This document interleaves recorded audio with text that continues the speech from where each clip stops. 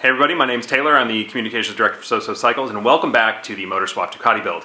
Today, we're going to try to get the 1098 donor bike running, which is going to be a nightmare.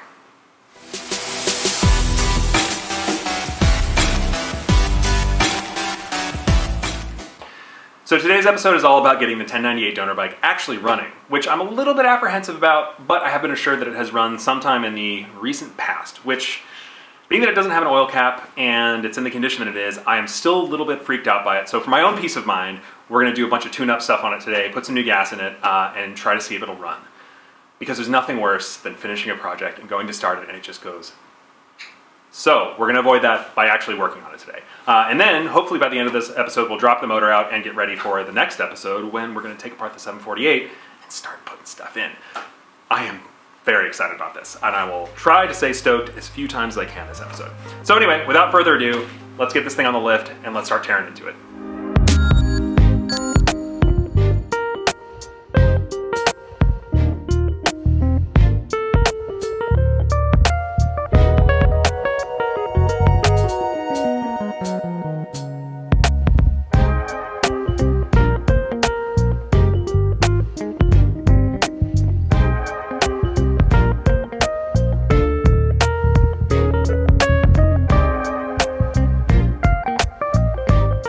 So as you can see, I've got this thing kind of down apart. I've got the belt covers off, I've got the plugs out, so I can rotate the motor and line up all the timing marks. Everything looks pretty good, it just looks old. These plugs are definitely not in great shape, but for age, they're not too bad. The belts don't look too bad either, so I have pretty good high hopes for this. So I'll line up the timing marks, and then we'll do the belts and put everything back together and put some oil in and see if it starts.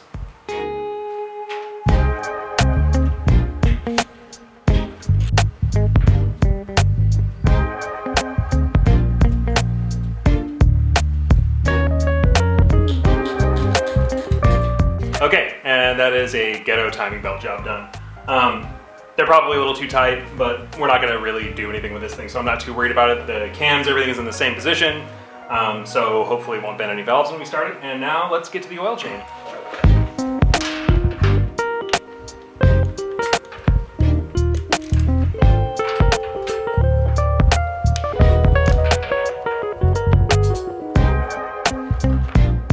And one of the easiest ways to check the health of a motor is to check the magnet on the drain plug for metal particulates, of which there are not many on this one, despite the oil looking like that.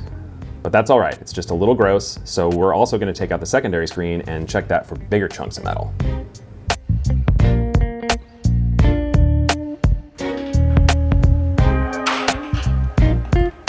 And this thing is the secondary oil screen. This thing's job is to filter out any huge particulates before they hit the oil filter, and I'm very pleased to see that there's nothing on here. I did wipe it off a little bit before showing you, but that is a very, very clean secondary filter. And one more thing I'll always stress is always use factory stuff. It always works.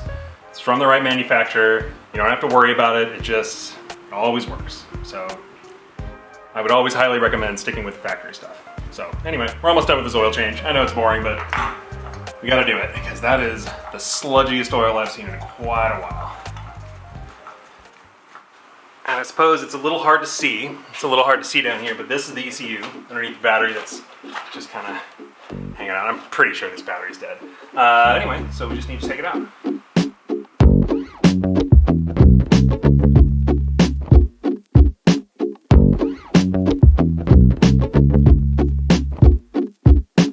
So this is the no immobilizer one, this is the immobilizer one. They're the same thing, basically. SBA 7LN32, 1098 055, yep, this is the one. So this is the correct thing, which I realize that maybe you think is dumb, but I did not. They should all be the same. So basically, just put these back in. It's fairly easy, you just snap them back in and they go back in.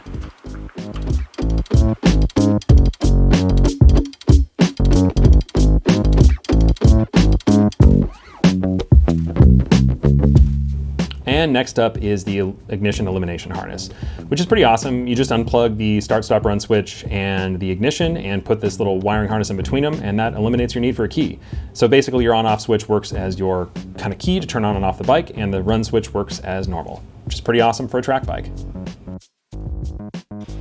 And as the moment of truth looms in our future, it is time to put some gas in this thing and see if it'll actually start finally. And I'm sure you can tell how that's about to go.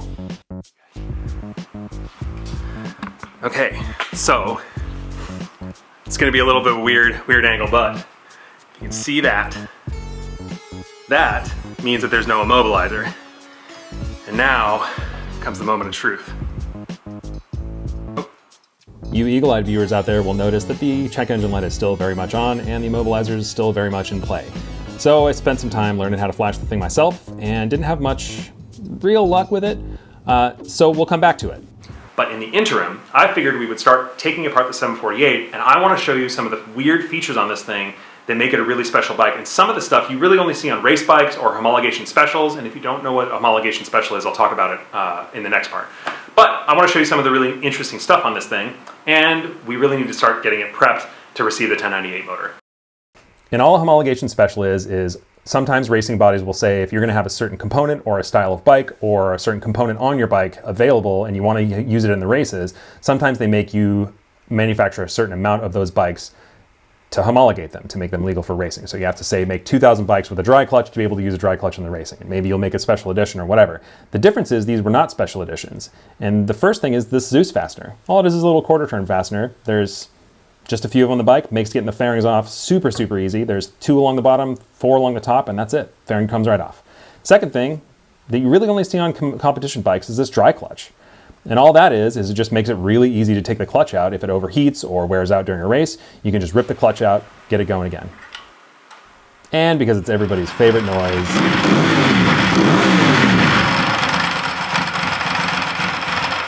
and then there's the single-sided swing arm. Not only does it look really cool, but it's for if your slicks wear out or something and you need to swap the back tire out, it just makes it a lot faster to do so in a competition setting. And on the other side, same thing, quick change sprocket. And then there's the undertail exhaust, which is just beautiful, and the taillights that were very obviously ripped off from the Honda RC30. But we're not here to judge. And now, let's get the funk out.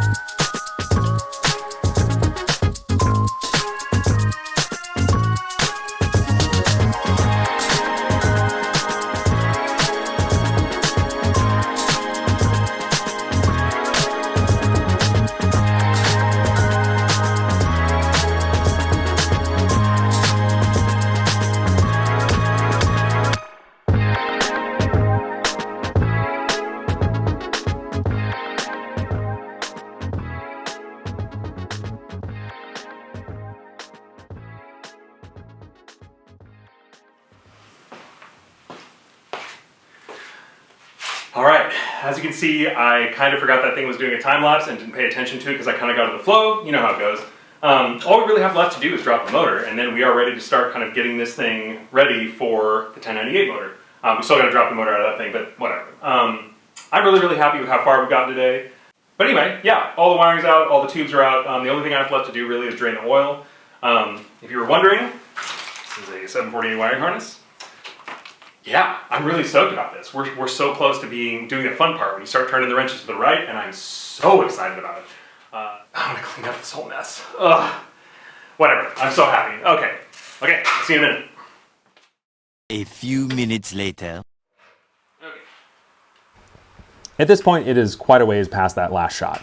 It has been a little bit of a pain in the butt trying to find a flash that works and a file that works, and I keep being assured that these files that I'm being sent have the Immobilizer disabled, but apparently the Immobilizer is in the dash on these things, so I'm sure a few of you have experienced this frustration with 1098s and 11.9s as well. I have never really done anything like this, so it is decently frustrating, but I had the idea finally to take the dash into SOS Locksmiths and have a new key programmed for it so I could fool the transmitter in the dash into thinking that it has a key. This is a $400 proposition, but it is what it is. I'm ready to do it. So I pulled the dash and thought to myself, this is me literally thinking, if the ECU has to ask the dash whether or not it can start, what if you just take the dash out? Will it start?